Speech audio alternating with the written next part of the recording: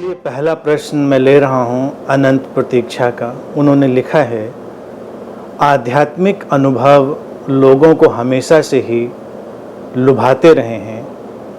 कुछ रहस्यात्मक अनुभवों को व्यक्ति अपनी विशेष उपलब्धि मानता है, कुछ अपने को त्रिकालदर्शी और सिद्धियों को प्राप्त घोषित करते हैं। पर आज इस संकट की घड़ी में कोई नहीं जान पा रहा है कि आगे क्या होगा। केवल एक कोरोना के ही इतने म्यूटेशन हो रहे हैं कि रोज एक नया चैलेंज खड़ा हो जाता है। इसके अलावा कई अन्य मसले उभर कर आ रहे हैं। ऐसे में इन उपलब्धियों, सिद्धियों और अनुभवों से कोई हल तो निकलता दिख नहीं रहा। तो इस सब की आखिर क्या उपयोगिता है? क्या इनमें कोई सच्चाई है? कृपया कुछ कहें। मनुष्य के मन की एक लालसा होती है कि वो आध्यात्मिक अनुभवों के पीछे जाए। वो एक मनोविज्ञान है जिसे हमें समझना चाहिए कि क्योंकि वो अपने इस वर्तमान क्षण से संतुष्ट नहीं है। जीवन जैसा है उससे वो कुछ और इतर चाहता है। तो उसको लगता है जीवन में कुछ ऐसी अलौकिक चीज होनी चाहिए जो जीवन में कोई नया आयाम जोड़े। इस मानसिकता से व्यक्ति जब ध्यान में भी जाता है तो वो अनुभवों के पीछे, सिद्धियों के पीछे, अनुभूतियों के पीछे दौड़ने लगता है। पूछा है, जैसे प्रश्न में लिखा, आज के इस कोरोना के टाइम में, कोरोना काल में उन सब की उपयोगिता क्या है? उन सब की उपयोगिता तो पहले भी कभी नहीं रही। मनुष्य के जीवन में उसकी उपयोगिता कभी नहीं रही है। लेकिन मनुष्य भ्रम में रहना चाहता है। तो मैं ये भी कहता हूं कि वो भी उसकी आज़ादी है। मनुष्य की आज़ादी ये है कि वो भटक भी सकता है, वो ठीक रास्ते पर भी चल सकता है। ये त्रिकालदर्शी जैसे जो फिनोमेना की बात करी जाती है, बेसिकली ये मिथ हैं और इनसे बहुत अड़चन खड़ी होती है। लेकिन इन बातों को गुरुओं ने ही हवा दी है। कहीं कोई हिमालय का कोई रहस्य तुम्हें बता रहा होता है, तो कहीं कोई ये बता रहा होता है कि ये खास पर्वत, वो कैलाश हो या कोई और हिमालय की जगह हो जहाँ पर क्या रहस्य चल रहा है, क्या सूक्ष्म घटनाएं घट रही हैं। तो कोई ऐसे अदृश्य आश्रमों में जा रहा है, कोई ऐसे गुरुओं से मिल रहा है जो अतीत भविष्य सबकी जानकारी देने की घोषणा करते हैं, और कुछ तो स्वयं ही ये घोषणा करते हैं कि हम दे सकते हैं। इस वक्त ने लोगों के सामने ये स्पष्टता रख दी है कि ये सब निराधार है, क्योंकि कल का किसी को पता नहीं। कोई किसी चीज को बताने में सक्षम नहीं। अब मैं ये भी बात कहता हूं, कभी कभी भविष्य के कुछ इशारे, झलकें किसी किसी को आ जाती हैं, लेकिन वो गिफ्ट होती हैं। वो भी एक अस्तित्व का एक मैकेनिज्म है, लेकिन उसका कोई सिस्टमेटिक ढंग नहीं होता। उसका कोई ऐसा सिस्टमेटिक ढंग नहीं होता कि आप उसको हमेशा ही बता पाएंगे, हमेशा ही उस सारे परिदृश्य को आप देख पाएंगे। ऐसा तो बिल्कुल नहीं होता। तो मुख्य चीज ये है कि हमको उस डिसेप्शन में जाने की जरूरत क्या है। आज के वक्त में भी अगर व्यक्ति नहीं सीखेगा, आज भी अगर मनुष्य उस चीज को नहीं समझेगा, तो उसके लिए कितनी बड़ी समस्या है कि वो कब समझ पाएगा उस चीज को।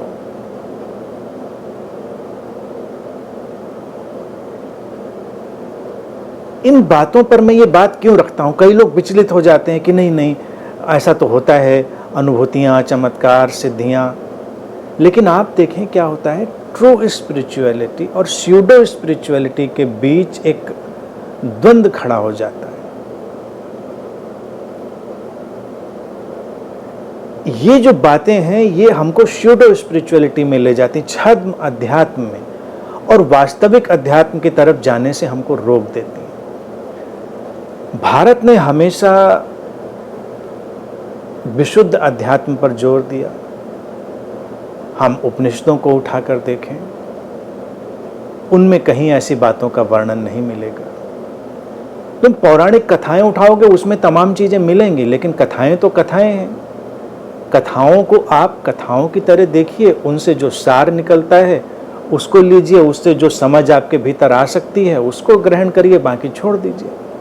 लेकिन जो विशुद्ध अध्यात्म की बात उपनिषद करते हैं, वेदांत करता है, अद्वैत दर्शन करता है, मूल तो वही है। तो उस मूल में इन बातों की कोई गणना नहीं। अब व्यक्ति के सामने समस्या क्या खड़ी होती है, जब मैं ये कहता हूं तो उसको लगता है अच्छा किसी को नहीं पता होगा, लेकिन किसी को तो पता होगा।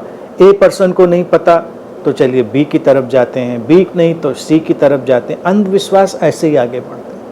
वो इस पूरे के पूरे फिनोमेना को एक्सेप्ट नहीं करता कि ये पूरा का पूरा फिनोमेना ही, ये पूरा का पूरा जो घटनाक्रम है वही व्यर्थ है, अर्थहीन है, उसका कोई भी महत्व नहीं है। तो हमको एक तो ये चीज़ समझनी है। फिर एक चीज़ जब मैं कहता हूँ कि जितनी अनुभूतियाँ हैं वो मानसिक हैं, तो इसको समझने में कोई अड़चन नहीं होनी चाहिए कि अनुभूतियाँ मानसिक हैं और तुम्हारे पास कोई इंस्ट्रूमेंट है ही कहाँ कुछ अनुभव करने के लिए। इस शरीर मन में हम जो कुछ भी अनुभव करते हैं, उस अनुभव करने के लिए हमें जो उपकरण मिला है, जो इंस्ट्रूमेंट मिला है, वो हमारा मन है। तो अनुभूतियां उस मन के दायरे को कभी पार नहीं करती। तुमको इतनी सच्ची लग सकती हैं, तुमको कई बार वो बहुत सच लग सकती हैं, लेकिन वो क्या सचमुच में सच होती हैं, इस सब को देखना चाहिए। और फिर यहाँ पर एक चीज़ और समझें, जब आध्यात्मिक अनुभूतियों की बात करें तो एक सिस्टमेटिक वे लें। अनुभव दो तरह के होंगे, ऑब्जेक्टिव और सब्जेक्ट, वस्तुनिष्ठ और व्यक्तिनिष्ठ। ऑब्जेक्टिव एक्सपीरियंस क्या होंगे, जिनको हर कोई देख सकता है, जो शेयर किए जा सकते हैं, जो हमारी इंद्रियों के माध्यम से तो घट रहे हैं लेकिन इंद्रियों पर ही निर्भर नहीं है। जैसे हम इस कमरे में बैठे हैं तो हम इस कमरे की सारी चीज़ों को देख रहे हैं, लेकिन हम इस कमरे से बाहर भी चले जाएं तब भी यहाँ जो कुछ है वो सब कुछ वही वैसा का वैसा ही रहेगा। ये ऑब्जेक्टिव एक्सपीरियंस। सब्जेक्टिव एक्सपीरियंस, जो व्यक्तिनिष्ठ अनुभव है, वो क्या होता है, मुझे अनुभव में आ रहा है कुछ, मेरे मानसिक तल पर, मेरी मनोभूमि में कुछ मुझे पकड़ में आ रहा है कि ये ऐसा है, वो वैसा है, वहाँ पर वो है, वहाँ पर उस तरह की व्यवस्था है। लेकिन ना मैं वो किसी को दिखा सकता हूँ, ना मैं किसी को वो कन्विंस कर सकता हूँ, और मेरे अलावा उसका कोई अस्तित्व नहीं है। तो जिन अनुभूतियों का मेरे अलावा कोई अस्तित्व नहीं है, जो हमारी इंद्रियों से उपजे, तो उनमें हमको एक बात समझनी चाहिए, हमारे ही मानसिक तल का पूरा योगदान होता है। उनकी ऑब्जेक्टिविटी नहीं है, वो सब्जेक्टिव हैं तो हमारे भीतर के वस्तुनिष्ठ हैं। अब तुम चाहें अदृश्य आश्रम देखो, तुम अदृश्य गुरुओं को देखो, तुम अदृश्य लोकों को देखो, तुम कुछ भी देखो, लेकिन अगर वो सब्जेक्टिव है, व्यक्तिनिष्ठ है, तो तुम्हारी मनोभूमि पर ही है। और कुछ अनुभव सब्जेक्टिव ऑब्जेक्टिव के बीच के भी हो सकते हैं, जो ऐसी परिस्थितियों पर निर्भर करते हैं कि वो परिस्थितियां हैं, वो एक्चुअल एक्सपीरियंस नहीं है, लेकिन वो सिचुएशनल है। सिचुएशनल अनुभव भी कई लोगों को हो जाते हैं। जैसे अगर हम एक ट्रांस की सिचुएशन पैदा करें तो उस एक खास किस्म के सुझावों से एक जो ट्रांस की अवस्था है वो समूह में बहुत सारे लोगों को डाली जा सकती है। समूह में बहुत सारे लोग एक जैसा अनुभव कर सकते हैं, लेकिन वो करेंगे अपने ही अंदर, उस अनुभूति की बाहर कोई सत्ता नहीं होगी। ऐसे अनुभवों को भी मैं रेनबो एक्सपीरियंस कहता हूँ। वो रेनबो यानी इंद्रधनुष जो है वो भी इसका बड़ा अच्छा उदाहरण है, क्योंकि उसको कई लोग देख लेते हैं लेकिन वो सचमुच में तो होता नहीं। होता है, नहीं होता। वो एंगल, सिचुएशन, ह्यूमिडिटी, सनरेज का जो सिस्टम, उससे हमको दिखाई देता है, वो भी इल्यूजन है। फिर क्षितिज, जो होराइजन है, वो सबको लगता है कि बस दूर जाकर जो धरती है वो आसमान से मिली जा रही है, सबको वैसा ही लगता है। तो ये सब्जेक्टिव ऑब्जेक्टिव के बीच का इल्यूजन है, लेकिन जब आप उसकी तरफ बढ़ते हैं तो कोई धरती आसमान से नहीं मिल रही, क्योंकि वो मिली हुई नहीं। हमको ऐसा प्रतीत हो रहा है, लेकिन उसमें रियलिटी नहीं है। मरीचिका है जो मिराज है, पानी का अनुभव होता है, गर्मी है, रेगिस्तान है, सड़कों पर भी जो आजकल हमारी सड़कें होती हैं उस पर भी तेज़ गर्मी में कभी देखो दूर ऐसे पानी की लहरें दिखाई देती हैं, सभी को दिखाई देंगी, लेकिन क्या सचमुच में वहाँ पानी होता है? नहीं होता। ये सब चीज़ें अगर हम देखेंगे तो एक्सपीरियंसेस की रियलिटी हमारी समझ में आएगी। आध्यात्मिक अनुभव भी इन्हीं 3 कैटेगरी में पड़ते हैं। अनुभवों के पीछे भागता हुआ व्यक्ति अपने लिए एक अजीब सी मरीचिका पैदा कर लेता है, तो उसमें नहीं पड़ना है। सिद्धियों और ऐसे अनुभवों के जितने भी परिदृश्य हैं उनको समझ लेना चाहिए। जैसे कई बार मैं कई सिद्धियों की बात करता हूँ, नहीं होती, तमाम लोग कहेंगे मैंने वो सिद्धि कर ली है, वो आके मेरे पास अप्सरा बैठ जाती है, यक्षिणी बैठ जाती है, हमारी उससे बातें होती। तुम्हारे सब्जेक्टिव वर्ल्ड में, तुम्हारे माइंड में बातें होती हैं। तो हम ऐसे लोग कहते हैं ठीक है अगली बार लेकर आना। कुछ लोग कहते हैं हमारे एंजल्स का आना जाना घर में होता है, तो मैं उनको कहता हूँ अगली बार आना तो चाय पे लेके आना, उनको बैठ कर साथ में चाय पियेंगे। तो तुम ला नहीं सकते, तुम कहोगे नहीं वो नहीं आएंगे, वो आपको नहीं दिखेंगे। क्यों नहीं दिखेंगे? क्योंकि आप बिलीव नहीं करते इसलिए नहीं दिखेंगे। लेकिन ये नहीं है, वो इसलिए नहीं दिखेंगे क्योंकि वो है नहीं, वो तुम्हारे मन में है।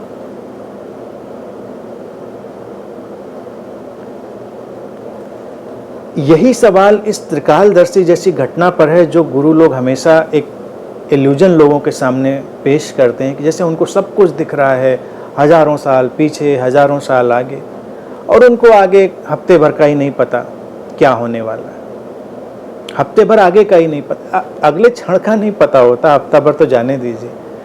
तो ये जो ऐसी कोरोना जैसी सिचुएशन आई है, कोविड-19 जैसी, इसमें तो लोगों को अक्ल आ जानी चाहिए कि कोई भी सक्षम नहीं है।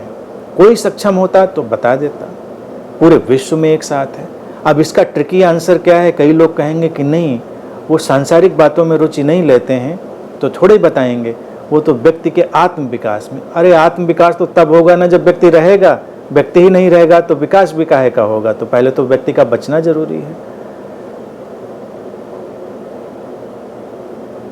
इन सब बातों पर हमें दृष्टिपात करना चाहिए।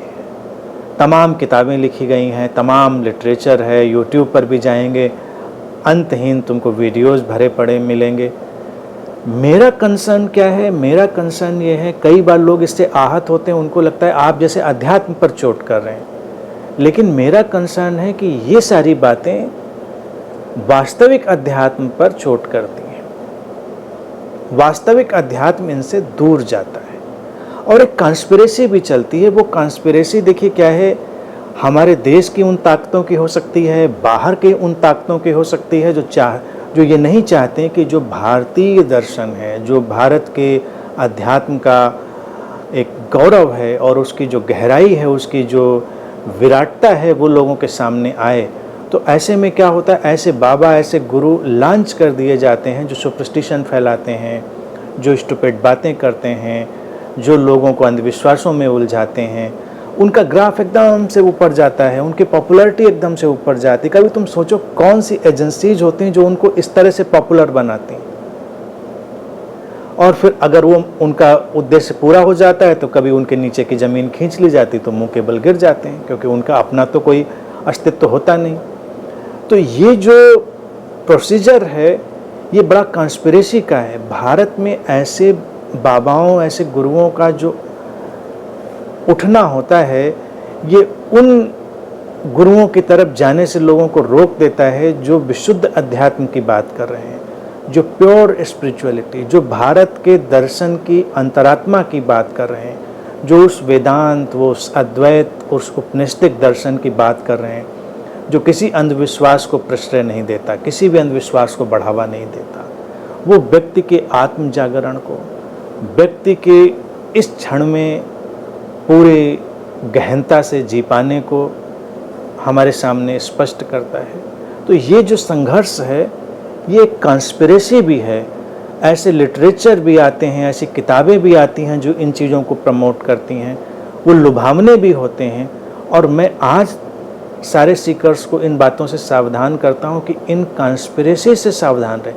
कुछ तो लोग कॉन्स्पिरेसी करते हैं, अब देखिए होता क्या है, कुछ कॉन्स्पिरेसी करते हैं और कुछ क्या होता है, उससे प्रभावित होकर वो करने लग जाते हैं, क्योंकि उनको लगता है कि इससे तो बड़ा प्रचार मिल रहा है, इससे तो बड़ा हमको प्रसिद्धि मिल रही है, तो वो उसमें जुट जाते हैं। ये खतरनाक है, इन सब से बचना है। अध्यात्म तुम्हारे आत्म रूपांतरण का एक द्वार है, वो एक समझ है, अल्टीमेट अंडरस्टैंडिंग है। वो किसी हेलुसिनेशन, सुपरस्टिशन इस पर खड़ी हुई नहीं है। तो इन बातों को जितना जल्दी हो समझ लें और इन षड्यंत्रों से, इन कॉन्स्पिरेसीज से भी अपने आप को मुक्त करें।